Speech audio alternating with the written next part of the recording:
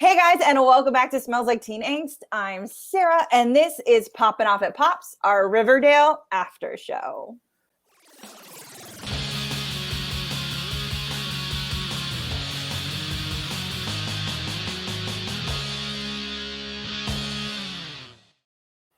Yes, welcome back. Today we're going to be talking about Riverdale, Episode 9, Chapter 85, Destroyer. But before we do, let me introduce my Poppin Off At Pops partners in crime. As always, I have Keiki and Jordan. Ladies, introduce yourselves. Hi, I'm Jordan. This is the angle I need to hold my head at to look nice in StreamYard. When I'm not here talking about Riverdale with these lovely ladies, I was playing Dungeons and Dragons, but we actually finished our first campaign. This is Dungeons and Dragons. If you missed it, you can find the videos on demand on the QueueTimes YouTube. And since you're watching this on YouTube, you can literally just click over to QueueTimes and catch up on all our adventures before we start the next campaign in May. Whoop, whoop. Hey guys, it's Keiki. Hello again. You will always find me here. And of course, when our lovely Dungeons and Dragons campaign returns, you will see me there as Buffy Jenkins, playing my heart out, maybe killing vampires with my butt. Who knows? Facts. And we can always find you here. Yeah. Anyway, hello, ladies. So this episode was called Destroyer. And you know, I was trying to skip ahead, but I can't, because you know what? Everyone was just as upset about last week's episode as we were. And we got a lot of comments, and I picked a handful of my favorites for us to read, because as you know, we like to read your thoughts. Also, before we jump there, I'm all over the place. It's fine. We're now a podcast. So find us wherever you listen to your podcast. Search for Poppin Off At Pops. We'll be there. So first up, we have Daryl. He hit us with a couple. He's like, this key party was the lamest ever. Why do you think orgies are good on a teen demo show? Like, writers, it's beyond me. Then you don't even give any fan service, which he's not wrong. Like, no one was hooking up with anyone. Yeah. It was super lame. Mm-hmm. I agree with I love Daryl. I know. He's great. Don't worry. I've got another one from him later. Daryl's got the facts. Yeah, my songs for me. The only thing I don't like about Tony's argument is when she said she only wanted to be friends with Cheryl, when the day before she asked if they could make things work, which is not wrong. So like that was kind of all over the place with how. Was it literally the day before when she wanted to see if they could make things work? And even people are allowed to change their minds. One day you might be really into somebody, and the next day you're like, nah, it's happened to me. Fair. Or just wanting people, no matter what the terms, like, you know, okay, well, you don't want to be with me, so at least be my friend. Right. And maybe that's kind of where Tony's coming from. Like, I can't erase all this history I have with you, so why are you completely icing me out? Yeah. I don't know, guys. They ruined Barchie. This is from Lucy Pagano. They ruined Barchie and Archie's character. And for what? Boring and repetitive Archie. Yeah, this show has failed once again. Iron Man agrees. I know, right? Archie was one of my favorite characters after the time jump, but they just ruined him in one episode. We went off about this so much in the last episode because it's true. I'm sorry. I just got stuck on the fact that person's username was Iron Man. Iron Man watches Riverdale? They do. And he watches Poppin Off At Pops. Doesn't he have a world to be saving? Come on, Tony. Tony Stark is retired, girl. I know. He's a busy man. He's a busy man. We've got, like, why bring I'm not going to read all of these because a lot of them were just like, why bring this back? It upsets me. It's disappointing. This is from Jess KM. The writers ruined Barchie from Sarah XO. Barchie, Choni, and Kings in one episode just to bring back Bug Barchie again. It makes no sense. Soraya, this episode was horrible. The time jump was supposed to introduce new dynamics, and they lasted 3 episodes. Everyone, I get you. I feel you. And then the comment that sent shots fired in the world was this one from Daniela. feel free to go in and read the response to her being like, what about Betty and Jughead? They've been together. I think the reason Archie happened was to prove at the end of the day, they've become different people over the years, as Betty said, and that's what they didn't want to take the relationship further. I don't know. It seems like they were trying to portray a lost love or something with Archie until now. Veronica's reaction to knowing about Archie and Betty was reasonable in a way. She was the one who was married and everything, and it's been 7 years since they broke up. Plus, given Archie and Betty, they were actually free to become something real, and it didn't say a lot.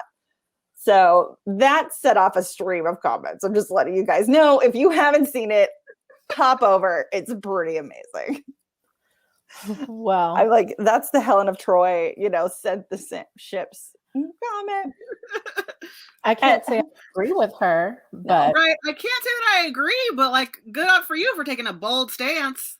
I mean, right? Your soapbox, stand on it, girl. Get it, Daniela, killing it. And then this final one I pulled from Daryl because he's the best, and he said, "You made a lame episode more fun with your observations. Thanks." So You're welcome. I just want to end it on a positive note because we complained a lot because last week's episode was trash, and then going into this episode called Destroyer, I felt like that was a really ominous title for an episode where nothing really happens. All I could think about was the My Chemical Romance song. Anytime somebody says that word, Me too.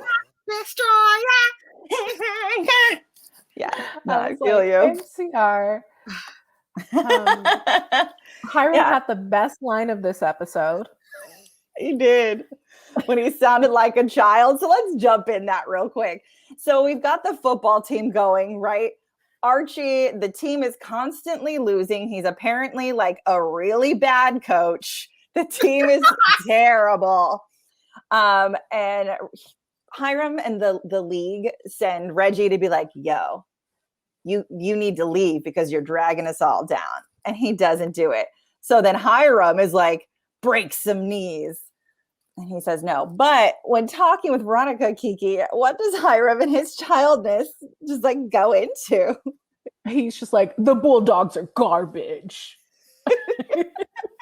He's like, I don't know.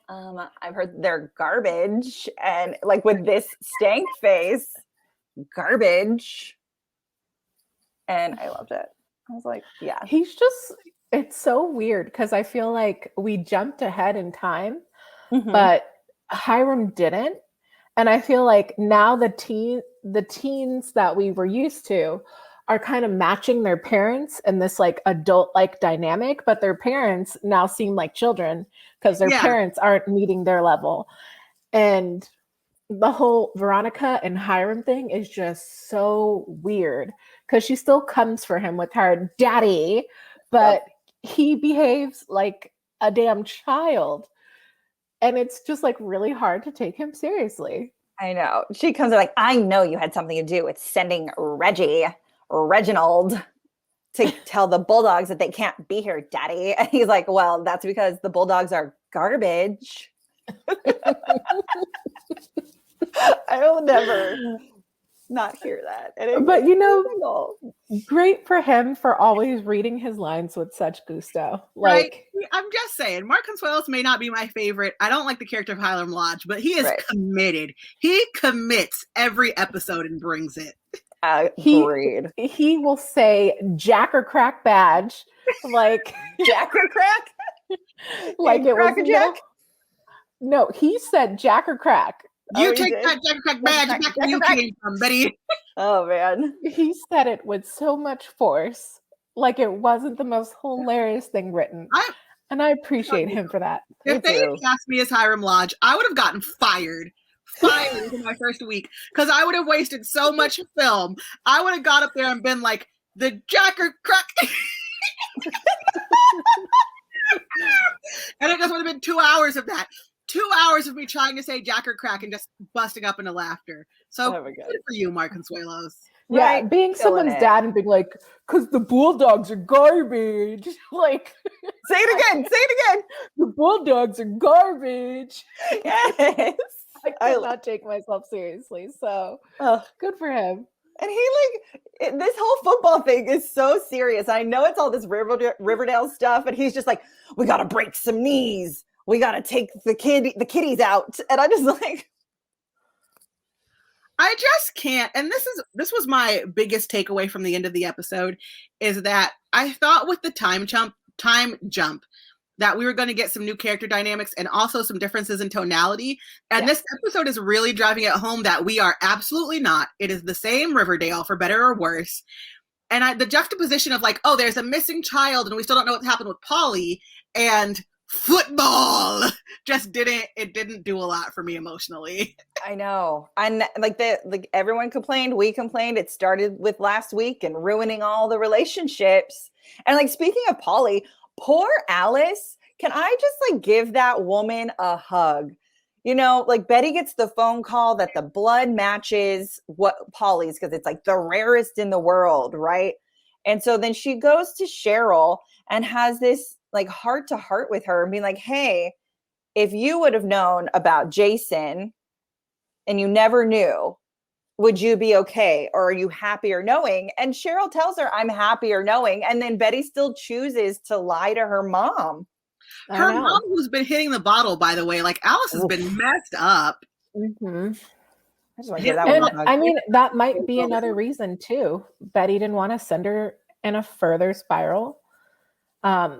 We know her mom has an addictive personality, so maybe she was trying to give her space, but I wouldn't have lied in that sense where I said it didn't match. I would lie to the sense of, you know, they haven't confirmed it yet, or they don't know yet, you know? Yeah. When you're messy like that, you have to hit rock bottom before you get better.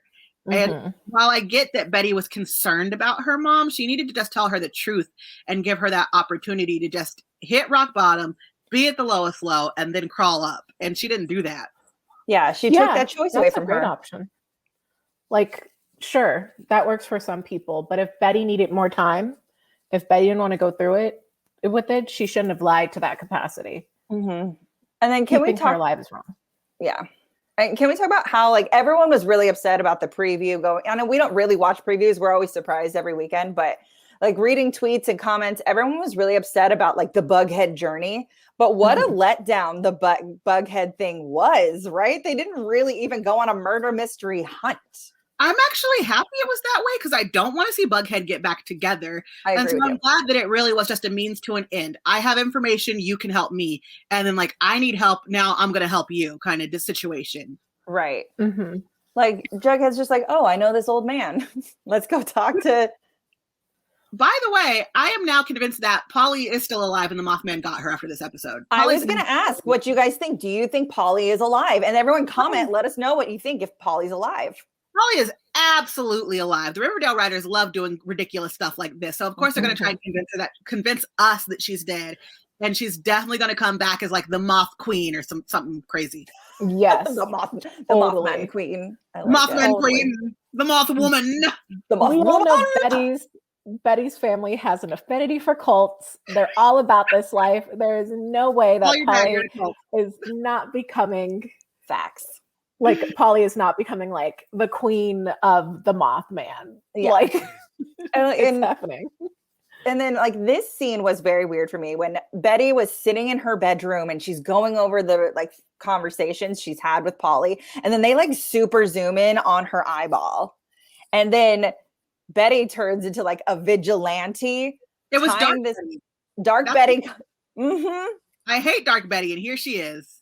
In all her glory, tying that poor trucker to the tree. Here's my thing. It's not even about the poor trucker. How is Betty going to make up for the loss of income for these sex workers? Right? Like, I get it, Betty. You want them to be safe, and sex work is not safe because of how we've stigmatized sex work. That being said, they got bills to pay, Betty. What are you going to do? Amen, girl. My note was, look, Betty, let a trick turn a trick. Prostitution is literally the world's oldest profession. How dare you take money out of somebody's mouth and hand? Get out of her pussy, mind your business. Like, if someone wants to sell their body, let them sell their body. Not for children. This is not for kids. I need that on a t-shirt. I'm just saying, Betty went like full on like conservative party and was like, I'm saving them all. And I'm like, no. Are you going to pay all their phone bills, Betty? Yeah. Are you going to feed all their children, Betty? Yeah. Like, leave them alone. Girl. If you feel like Captain Save-A-Ho, why don't you make a strip club so they can like earn a better living without having to get in these truckers' cars? All I'm saying is that Betty B better, she better start handing out her Netflix password because it don't pay for itself, okay? Facts. Mhm. Facts. And then you have like Clint rolling up in the end, and that's like the cliffhanger of the episode. So I'm just like, we all now know like Cliff is the serial killer, right? Like that's how this works. I Yeah. just need one more moment to rag on Betty. Clint. Just 1 second to rag on Betty. Oh, go for it. Rag away, girl. Hold on. Let me get through this platform. It's your go for it. How would you feel if somebody showed up at your job with a gun and was like, don't do this anymore? Like if you volunteered the Gap and somebody was like, I'm saving you minimum wage to the Gap, don't do this anymore. How would you feel? This is ridiculous. Yeah. Anyway, I don't know if, do you think Clint is TBK? I do. Right? Mhm. You think Clint is TBK? I think Clint is TBK because like they've barely had him here and she rips him a new asshole, right? Because she's like, if you were here, if you gave me the manpower, she was alive for a week, I could have saved my sister. And he's just like, meh. And then he comes in like a white knight and tells her mother the truth on accident. I'm going to use quotes on that because I don't think it was an accident. And, he's just like, I'm going to now use the full force of the FBI when you could have done that a week ago. Also, I feel like it's very much like with him being her boyfriend and like always wanting to spend time with her, know where she is and just showing up at her house. Like a lot of that is kind of like synonymous with like being held captive by someone. Like he didn't kill her while he tortured her. He killed a lot of other people. He held on to her because he is obsessed with Betty Cooper. And poor Betty doesn't even know she's dating the TBK. Yeah. That's what I think. I don't know about that, but you guys could be right. Because we've been right about a lot of things, so I'm going to hold to it. I have to finish off the TBK storyline somehow now, and I really don't think that he's got Polly, because I think the Mothman has Polly. So somehow they've got to explain who TBK is and why he was so important. Right. So it could quite possibly be Clint. I will say the one thing that bothered me during that cliffhanger is that Betty kept screaming, you can't take me out of this case. It's my sister. It's my sister. When like they never would have allowed her to work that case in the first place because it's her sister. Never. Mm-hmm. That's why like doctors don't get to work on their family members. It's the same thing. You're too close to it. You can't see the forest through the trees. You're like John Cena. Can't see me. You're welcome. Let's move to, I guess, Jughead. Like we were talking Mothman. So like Jughead's this teacher, this kid writes a Mothman story, right? So hold on, I have a picture of him. Here he is. And he's got a drawing of the Mothman that he sees. And he talks about the mole people who keep him locked in the basement. And then he's saved by the moth people and they do experiments on him. So, and he's walking the lonely highway. So I'm like, what is this weird introduction just to get rid of this child by the end of the episode? I think it's just to further the legend of the Mothman. And I do kind of wish they'd kept the kid around, but I get that his storyline was definitely a means to an end, right? Because they used him to further the legend of the Mothman. They used it to introduce the Mothman to Betty, and prove to Betty what was going on and prove that, or at least plant the seed that the Mothman is the one who has Polly. So I definitely get why that kid was there. I was just kind of more annoyed by their portrayal of sleepwalking because like that's not how sleepwalking works. I don't know. I can't say my experience with sleepwalking is this girl on TikTok who records herself. She's my favorite. She's amazing. When she gave the Snow the white claw because she thought she was and she was like like that's my experience of sleepwalking is this woman. So I don't know. I honestly thought they might actually go into a deeper storyline of how children use art and stories to express abuse. And how like his parents seemed like the perfect preppy people, but it turns out that they were actually hurting their child and they didn't go that route. And I kind of actually feel like it's a weird missed opportunity to not exploit something, but to show something that kids actually go through. I am glad they didn't go that route because Riverdale would not have handled it well. And I feel that because of other things that happened in this episode that we'll talk about later. Oh. I mean, do you want to? Oh, wait. I have one more Jughead thing. My other note though is that our previous Riverdale teenagers are now adults, right? And they've always been played by adults. But now the high school kids are being played by actual teenagers, and they look so young. They do. I also really thought it was hilarious that the principal's like, one more tiny misstep.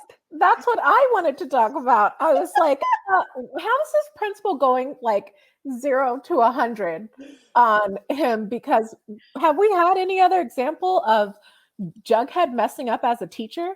And also, if you kick him out of the school, who the hell's gonna teach English? Right? This doesn't even exist. Like, y'all don't got no teachers. Principal Weatherby, stop acting like you do. You don't. You don't. They had to come save your school. You're welcome. But like, also, I don't feel like Jughead overstepped. I feel like that's a teacher's job in a way, is to observe and see and report, right? So it's not only their job. It's not their. They're mandated. They are mandated court reporters that if they suspect any kind of abuse or if they have any kind of evidence, they have to report it. So Jughead was actually just doing his job. Yeah. I was like, thin line. The principal was like, I already did it. It's like, yeah, but that doesn't mean he would talk to you. So let me try. Since he obviously wrote a story for my classroom, he felt comfortable with me. So I mean, so that's one thing about Jughead, but I also feel like this episode, with him confirming that he really wants to tell like another Riverdale story, the Mothman type of story, etc. It's just like, didn't Jughead already lose favor with the people of Riverdale by writing about Riverdale? And you want to continue down that path? And then on top of that, you know, who just leaves their job anyway to take Betty to like Old Man Dreyfus? Like, that was so, hold on, let me put these like deli cuts on ice for you and I'll take you to meet this old man. Like, how can you just walk out of your job like that? And he was just sitting there, and the entire time I was like, I feel like Jughead is bringing her here not to help her, but to get her invested in his own crazy like conspiracy situation. Like, it was so selfish and self-serving.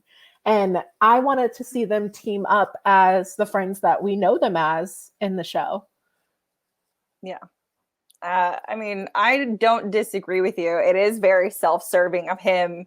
And I liked that Betty's face was like, what is this? This is garbage. Like, this isn't even helpful. So I appreciate that she kind of brushed him off and was like, absolutely not. She's like, I'm in the FBI. This is not serious. And that's the one thing that I liked. I kind of appreciated their Scully and Mulder energy this week, because she was even when she's like, well, Polly did describe something that could have been an alien ship, or maybe she's just being held captive by weird people. Could be anything. Like, I don't know. This show doesn't do supernatural, right? That's why they never really did besides it being canceled, they never did the crossover with Sabrina.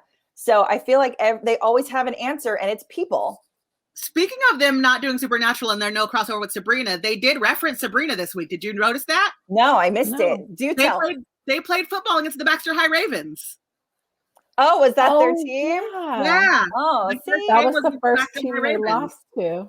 Okay. Oh, the Mothman got Jordan!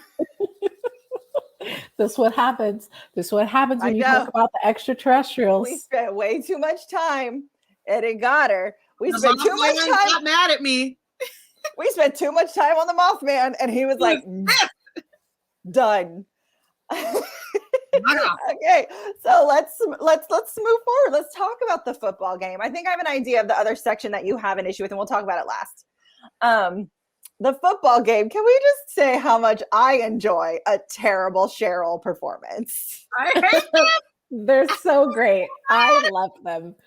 I live for them. I wish I had video of it because it deserves everything. And the thing is, I don't like when Veronica sings. I was never big on a Josie performance. When Archie picks up a guitar, my ears bleed. But when Cheryl dances and sings, it's life. She is a personification of a character, and I just love it. I love every second of it. The only musical performance on Riverdale that I've ever enjoyed was when they did Milkshake. Yes, that was so good. It was the only one that I enjoyed. The other ones I have tolerated. Most of them I suffer through. And here's the biggest issue, and we talked about this when Veronica sang Shallow, is that they pick these songs done by singers who have these deep, rich, amazing voices. And Cheryl, Josie, and Veronica all have really thin vocal quality. And so it's very, even though, and like Stupid Love isn't even Lady Gaga's like toughest song to sing, but she's still got a very rich voice, and Cheryl's voice is, it's like milk water, baby girl. Yeah. It's not that. In order to inspire the football team, Veronica continues to throw money around because that's all she knows how to do. And it's all she did this episode. All she did is she brought in this guy, which I like. There's an ism. He plays for the New York Goliaths instead of the New York Giants. I don't know if his name is a riff on an actual T-dubs, but I don't know enough about sports to know. I don't either. If you viewers, listeners, if you are familiar with football and you think his name is a play on something, let us know. Comment. Let us, fill us in. I do like that Reggie refused Hiram's, wanting to break the knees. So now he's like, well, then I'm going to be a bulldog. So I'm like, oh, we got Reggie back. Reggie is like, screw you, Hiram. The Mothman. No. Every time. I really should save a photo and pop it up when this happens. Welcome back. They let you go quickly. That time. I know. He's punishing you. It's okay. I do appreciate that he's just like, forget it. And now we've got Reggie back, I hope. And not just for this football game. Yeah. And I mean, I called that. There's no way Reggie's going to stay on Hiram's team. That's definitely Chadwick's zone, Yeah. Oh, God. They probably did get rid of Reggie to make room for Chadwick. Kill me now. I don't have a photo of his creepy doll face, so don't worry about it. So I'm happy to see Reggie's little beautiful face back on the Bulldogs side, riding or dying for his Riverdale homies. Yeah. He always added like a fun party boy energy to it. Oh, I love Reggie. I love Reggie. You know what, his little mullet. Remember the original actor who played Reggie? Like also cute, but it's not this guy. No, he's taken on this role. It's kind of like when Coach left New Girl, right? And we got Winston. He's done a really good job of kind of recreating this character into his own. And it's really, really fun. Reggie Mantle is definitely a favorite character. And I hope that he is now like Archie's assistant coach, because I think that would be awesome. Yeah. And Mothman. Mothman. She's like, let's wrap this up, guys. Let's wrap this up. We have one more topic. Welcome back. I have had it with this motherfucking Mothman and this motherfucking broadcast. Okay, let's jump to, we finally know kind of what's been going on with Kevin. And it starts slowly in this episode with Cheryl sitting them down because she feels her key party was the cause. Because she's a therapist? Yeah, of the Fangs breakup. And then Kevin is like, no, I'm going to go surfing for boys at a bathhouse, and tries to pick up the wrong guy and gets the crap beat out of him.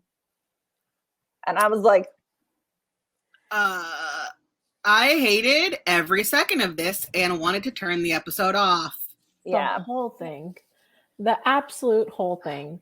And making Kevin this character who has been so sure of himself and like out the entire show, like, I think I'm just ashamed of being gay. At the end of it all is such a cop-out and like fail and a lack of figuring out a real way to actually use the character on the show. Like there's no point to this. No point to this at all. Yeah. And realized homophobia is a real thing, right? And people struggle with it at any time. Yes. And that's valid. But the way that this was written, it was written so just poorly, just incredibly poorly. there was a lot of telling and not showing.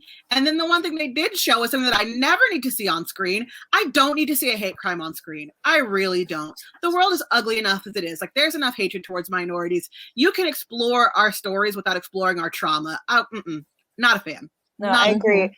And, you know, I'm sure this is a story that someone may have, that it was a comment about his weight or possibly about his flamboyancy from his mother calling him husky. I wasn't quite sure which one that went, because husky is a kind of an ambiguous term. I mean, it was called husky by my grandmother, and that just meant fat to me. Right. So, but husky can also mean he's flamboyant, and she was trying to buy him more manly clothes. The way that I took it was that his mom said something that made him feel like shit. You know, she called him fat. She hurt his feelings. Right. So he made up an excuse to get out of the situation and said he was going to go hang out with Betty. And then he went and he hooked up with a guy for the first time, and it gave him comfort. But then he felt weird about it after. Yeah. Gave him comfort and confidence, and he kept going back for it. And so now he feels like he's just wired that way. Which like the only through line of any kind of story for this is like when we learned Kevin was cruising a handful of seasons ago, and Betty got on her righteous soapbox of, which was slightly valid because she was worried about his safety. And, so like now, like we've just turned Kevin into this like cruising guy who just likes to hook up with Woods and random truckers and in bathhouses instead of like the person I feel like he grew to be. So he's just reverted, and it's just strange. It's very strange. And also, where did this guy in the bathhouse think that he was? Bro, you went to a bathhouse. You know what happens there. You know. Well, no, they were at the steam room at Archie's gym. Is that where that was? It's a steam room at the gym? It said boxing inside the steam room. Oh, okay. You're probably right. I think you are right, Keiki. But on that note, though, I've been in the steam room at the gym several times, and you don't talk in there. No. If you're talking, you're trying to. Yeah, I don't know. I have been in Korean bathhouses, and I haven't seen it. But bathhouses exist, but they are specific, like you go to the gay bathhouse and that's what you do. And like this guy was from California. I'm like, don't continue to stomp on our Californians. We have wonderful gay people here, you know? And Orange County. Yeah. Right. You said it. I felt like that was a very like salty like writer to bring up like LA gays are so pretty. Like, shut up. Yeah. Just shut up. I don't know. It was really, I agree, Jordan, that this storyline was really poorly executed. Poorly executed. It's just strange and out of left field. But can we just say, like, his dad did a really lovely job of listening and just like, yes, Sheriff Keller. I love Sheriff Keller. And then like right when he hugged him, him hugging him, I was like, that was lovely. Unfortunately, the story leading up to this moment was not. I mean, I'm not a show writer. I don't know what his story should have been. If anyone had an issue, I would think it would be Fangs. And giving this to Kevin feels odd. Yeah. I would have accepted it from Fangs. Totally. 100%. I feel like Fangs already gives off a very like, I don't know, not in like randomly all the way in type of vibe. Like it felt very like an extreme turn for him. Yeah. So I would further see him detaching from this relationship and not wanting the baby than Kevin. Right. It's just upsetting because we didn't get much of Kevin and Fangs at all the first couple of episodes. And now that we're having them, we're having this like internalized homophobia storyline that just doesn't make any sense at all. Whereas like really they could have been giving us Kevin and Fangs the whole time after the time jump. And also they could have, if they wanted drama in their relationship, they could have just played it differently. And it could have just been about like commitment phobia. Mm-hmm. Yeah. Exactly. And which would make more sense since Kevin's parents aren't together, so like there's that. I don't know. Mm-hmm. Strange choices here. Even Fang saying that he's not ready to have a baby because he grew up as a serpent and his childhood was really unstable. Yeah. Makes perfect sense. That's what I'm saying. It just made so much more sense for Fangs to be the one who wasn't ready than for it to be Kevin. Yeah. And to put Kevin through all this turmoil. Yeah. I don't know. Yeah. Beeps, let us know what you think. Was this weird? Was it not? I don't know. Was there anything else, ladies, that we missed that you wanted to talk about? There was no Tony. She must be having her baby. Yeah, I thought that. I was like, no Tony this episode. So all those Tony haters are probably happy. Mm-hmm. But they're probably like best episode so far. When, by the way, it was probably the worst. Yeah. I mean, I don't think it was the worst. I think last week's was worse than this. But last this week was funny to me. It was just an uneventful episode for like Destroyer. Who was the Destroyer? Please tell. Why was it named? I don't get the title. Yeah. Also, Riverdale, you know how to shoot football a lot better than the way they shot it. Get it together, because that shit was messy and really boring to watch. Just don't give me any more football scenes. I don't like them. I didn't watch Friday Nights for a reason. Stop doing this to me, Riverdale. Football is fun, okay? I know. It's pretty boring when you're watching people play a game and it just looks like a bunch of people running. I'm like, yeah, where's the actual plays? Like, who's doing what? Like, it made no sense. I do want to say that I appreciated that the person who scored the one touchdown was the female quarterback. I thought that was kind of awesome. Yeah. Little sneak play down the side. She does like a little twirly dance move and doesn't get tackled. Like, good for you, girl. She got it. Oh, and Veronica making like side bets with her dad without telling Archie. Anyway. Veronica, side bets. Veronica, $10,000 for the first person to score. Veronica, I'm going to throw money and bring someone from the Goliaths. Veronica really just needs her bank account like canceled because the girl she's doing too much with her money, okay? Yeah, she's doing too much. She just throws money around and fixes it. She's her dad. She's her dad as a woman. It's just like, we know this. She needs to cut that American excess up, okay? Mm-hmm. Facts. The American access. Oh, goodness. All right, guys. As we know, the Bulldogs are garbage. And make sure, thank you guys so much for watching. Make sure you like, subscribe, comment, let us know what you thought of this episode. And yeah, until next week, we'll see you later. Mid-season finale next week. Finale? Yeah, Mid-season. Mid-season finale. Winter break. Okay, bye.